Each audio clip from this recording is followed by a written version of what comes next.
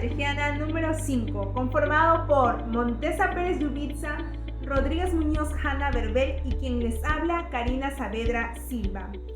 En esta oportunidad, a través de la experiencia curricular Cátedra Vallejo, a cargo de la docente Magíster Miosoti Lozano Chuy, les presentaremos nuestro proyecto de difusión cultural de la narrativa audiovisual del cuento Cera, de nuestro gran poeta y escritor peruano César Abraham Vallejo Mendoza. Vallejo nació en Santiago de Chuco el 16 de marzo de 1892 y fallece en París el 15 de abril de 1938. Fue de origen mestizo y provinciano. Era el menor de 11 hermanos. Él se caracterizaba por tener un gran sentido de amistad, solidaridad, honestidad y una emoción ante los cuadros de pobreza y sus grandes ansias de igualdad y justicia.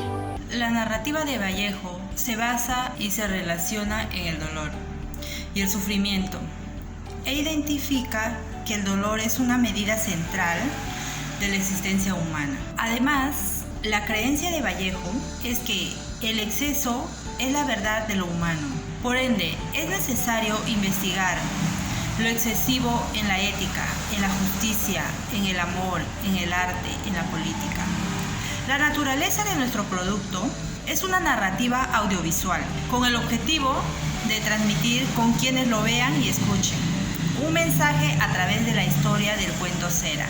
En el cuento Cera nos presenta un personaje que evoluciona desde el protagonismo hasta la condición de simple testigo de lo que ocurre en la ficción. Los personajes ilustran bien el devenir de la acción y el propio narrador innominado el poderoso y admirado Chale. El cuento aborda el tema de juego de dados. Aquella noche no pudimos fumar. Todos los jinques de Lima estaban cerrados. Mi amigo, que conducía por entre los taciturnos dédalos de la conocida mansión amarilla de la calle Hoyos, donde se dan numerosos fumaderos. Quise entonces fumar. Necesitaba yo alivio para mi crisis nerviosa. Encaminé hacia el jinque de Chale, que estaba cerca. Con cautela del caso llegué a la puerta, paré el oído, nada. Después de una breve espera, pasé a retirarme de allí, cuando oí que alguien saltaba de la tarima y caminaba descalzo y precipitadamente dentro de la habitación. Por la cerradura de la puerta alcancé a distinguir que era Chale, y sentado con gran desplazamiento de mal humor delante de la lamparita de aceite. Dado el aspecto inexpugnable de Chale, extrajo de un lacónico estuche de pulimentado de cedro unos cuerpos blancos entre las uñas lacinantes y asquerosas.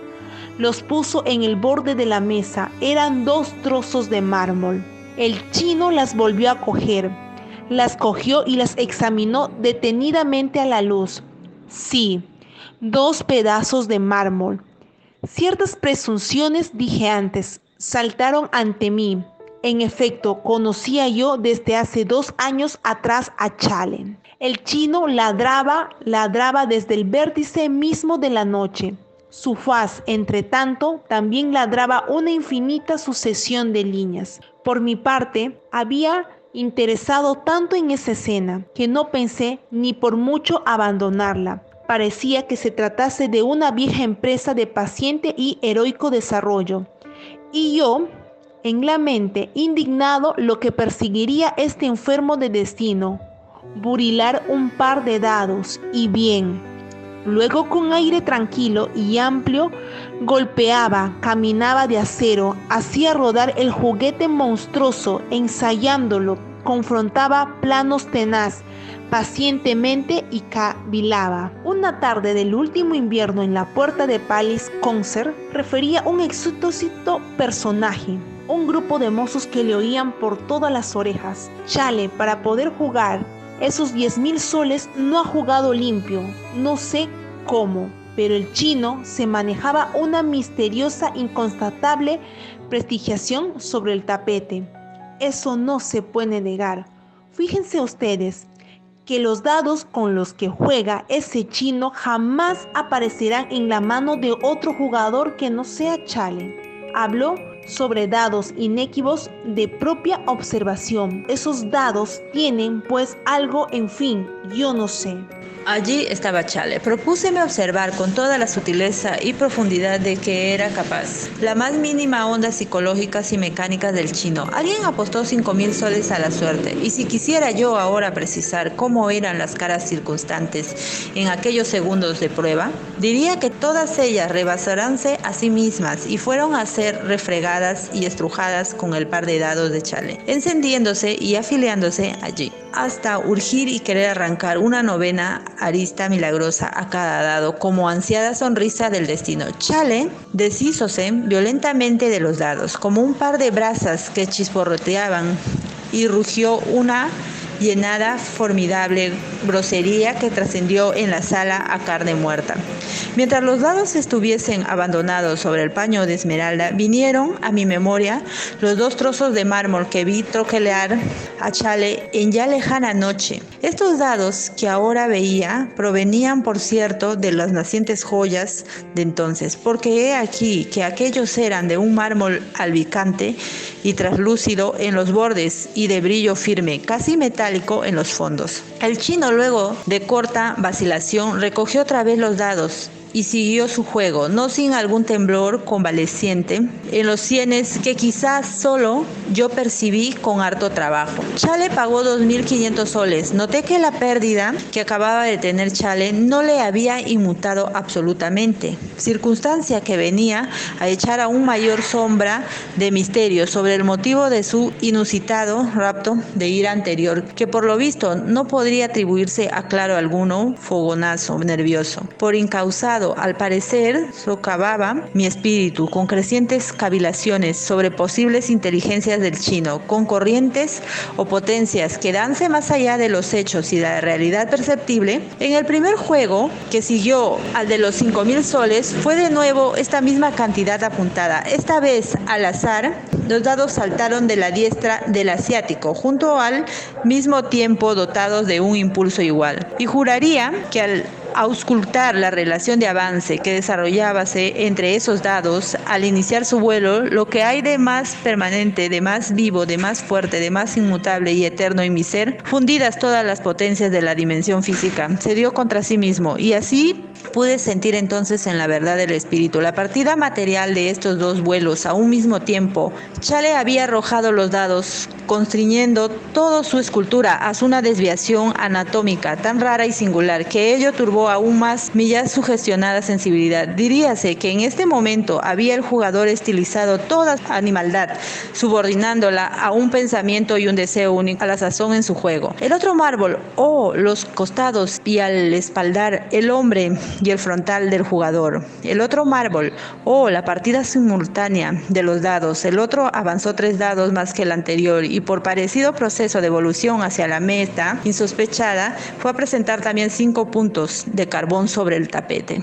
Es una barbaridad. Siempre las más altas paradas son para Chale. No se puede con él. El chino repetía. No hay duda, tiene completo dominio sobre los dados que él mismo labrara y acaso todavía más, es dueño y señor de los más indescifrables designios del destino que lo obedecen ciegamente. Los más poderosos jugadores parecieron encolerizarse y refunfuñar contra Chale a raíz de la última jugada y quizá la protesta amordazada de esa masa de seres a los que así golpeaba la invencible sombra del destino, encarnada en la fascinante figura de Chale, estuvo a punto de traducirse en un zarpazo de sangre.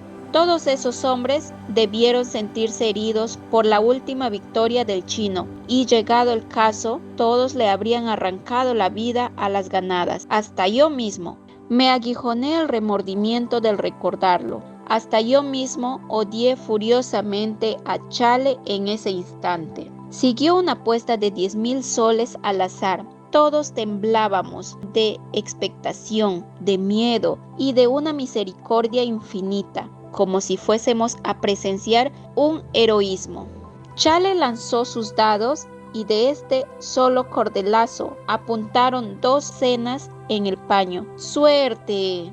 Sentí que alguien se abría paso a mi lado y me apartaba por delante de la mesa. presionándome como si una fuerza irresistible y fatal impulsara al intruso para tal conducta. Quienes estuvieron a mi lado sufrieron idéntico vejamen del desconocido. El recién llegado era un hombre alto y de anchura proporcionada y hasta armoniosa.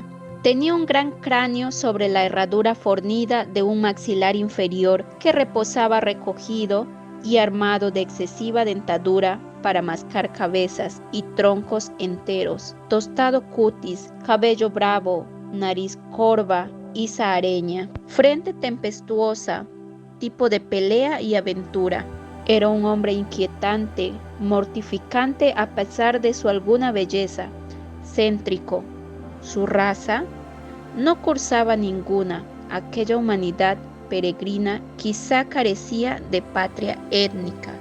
Apenas este personaje tomó una posición junto al tapete, todo el gas envenenado de ebriedad y codicia que respirábamos en la sala, inclusive el de la última jugada de 10,000 soles. ¿Qué oculto oxígeno traía pues aquel hombre? De golpe recobré mi normalidad y la luz de mi conciencia. Entre un hálito fresco de renovación sanguínea y desahogo, sentí que me liberaba de algo. Hubo un dulce remanso en la expresión de todos los semblantes. El señorío de Chale y todas sus posturas de sortilegio se acabaron. En cambio, una cosa allí nacía, una cosa en forma de sensación de curiosidad primero, luego de extrañeza y de espinosa inquietud. Traía algún propósito a Babuyan, algún designio misterioso. Chale le odiaba, le temía, esa es la palabra, le tenía miedo. Además, nadie había visto jamás a tal caballero en aquella casa de juego. Chale ni siquiera le conocía, detonaba, pues también por esto su presencia. El clubman de súbito empezó a respirar con trabajo, como si se asfixiara. Jadeaba mirando fijamente el cabizbajo chino que parecía triturado por aquella mirada como niño cogido en falta. Movía los dedos en el hueco de su diestra temblorosa, queriendo derribarlos por impotencia. El corro, poco a poco, llegó a converger todas sus miradas en el forastero que aún no había pronunciado palabra. Se hizo silencio. Por fin, el recién llegado dijo dirigiéndose al chino: ¿Cuánto importa toda su banca? El interrogado pestañeó, haciendo una mueca apocalíptica y ridícula de desamparo, como si fuese a recibir una bofetada mortal, y volviendo en sí, balbuceó, sin saber lo que decía. Allí está todo. La banca importaba más o menos 50,000 soles. El hombre X nombró esta suma, extrajo una cantidad igual de su cartera y con majestad la colocó en el paño. El chino se mordió los labios y, siempre rehuyendo el rostro de su nuevo adversario, empezó a barajar los cubos de mármol, sus cubos. Nadie acompañó a tan monstruosa y atrevida apuesta. El apostador único, solitario, extrajo del bolsillo su revólver, acercóle sigilosamente al cerebro de Chale y la mano en el gatillo, erecto el cañón hacia aquel blanco. Nadie, repito, nadie percibió esta espada de Damocles que quedó suspendida sobre la vida del asiático.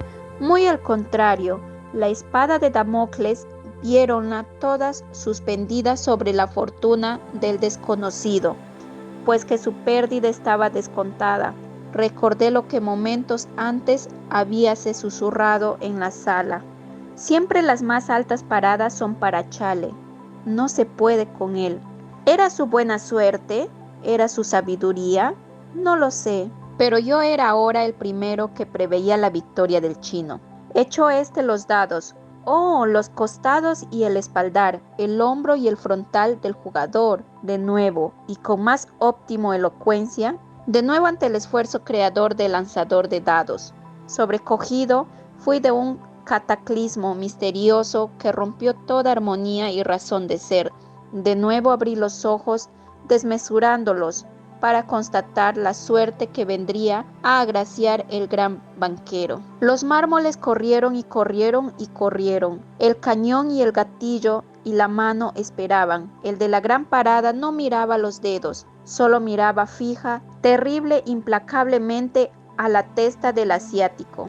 Ante aquel desafío que nadie notaba de ese revólver contra ese par de dados que pintaran el número que pluga a la invencible sombra del destino, encarnada en la figura de Chale, cualquier habría asegurado que yo estaba allí, pero yo no estaba allí. Los dados detuviéronse, la muerte y el destino tiraron de todos los pelos. 2 ases. El chino se echó a llorar como un niño.